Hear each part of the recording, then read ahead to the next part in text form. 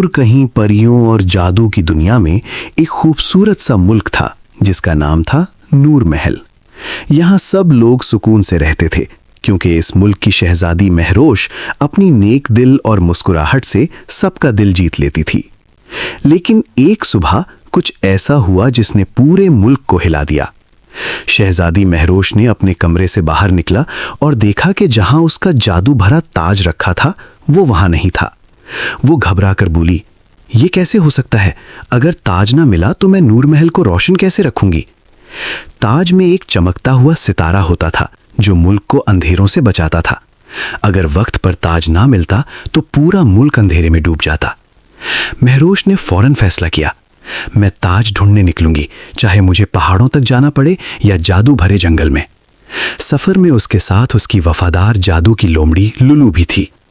जंगल में हवा हल्के हल्के नाच रही थी, फूल अजीब सी रोशनी से चमक रहे थे और परिंदे लंबी धुनें गा रहे थे।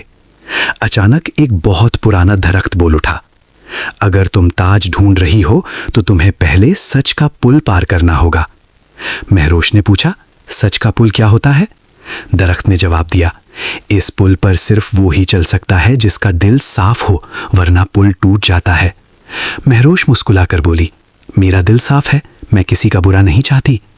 वो पुल पर कदम रखती है, पुल चमकने लगता है और वो कामयाबी से उसे पार कर लेती है। पुल के दूसरी तरफ एक काला बादल जैसा साया मंडरा रहा था। लुलू डर कर बोली, ये क्या चीज है? महरोश हिम्मत से आगे बढ़ती है। साया बोलता है, मैं बुरा नहीं, बस अकेला हूं, लोग मुझे देखकर घबरा जाते हैं। महरोश प्यार से कहती है, अगर तुम बुरे नहीं हो तो मेरे साथ चलो, शायद तुम मुझे मेरा ताज ढूंढने में मदद कर सको। साया हल्की सी मुस्कुराहट के साथ उनके साथ चल पड़ता है। अब तीनों, महरोश, लुलू और साया, सफर जारी रखते हैं। कुछ देर बाद वो एक खूबसूरत चमकती हुई जादू की झील तक पहुंचते हैं। झील के पानी के नीचे शहजादी का खोया हुआ ताज चमक रहा होता है, मगर मसला ये था, झील की रानी झील परी किसी को ताज देने के मूड में नहीं थी। झील परी ने कहा, ताज तभी मिलेगा जब तुम याददाश्त का इम्तिहान दोगी। महरोश तैयार हो जाती है। पहला सवाल, सबसे पहला फूल जो तुम्हें जंगल में मिला था उसका रंग क्या था? महरोश जल्दी से कहती है, वो गुलाबी था और उस पर नीली चमकती हुई लकीर थी। परी मुस्कुराकर कहती है, सही जवाब। दूसरा सवाल, पुल पर तुमने क्या वादा किया था? महरोश ने कहा कि मेरा दिल साफ है और मैं किसी का बुरा नहीं चाहती। परी ने सिर हिलाकर कहा, बिल्कुल सही। फिर परी गहरी सांस लेकर बोलती है, तुम वाकई नूर की शहजादी हो, ताज तुम्हारा है। झील का पानी हल्के हल्के खुलने लगता है।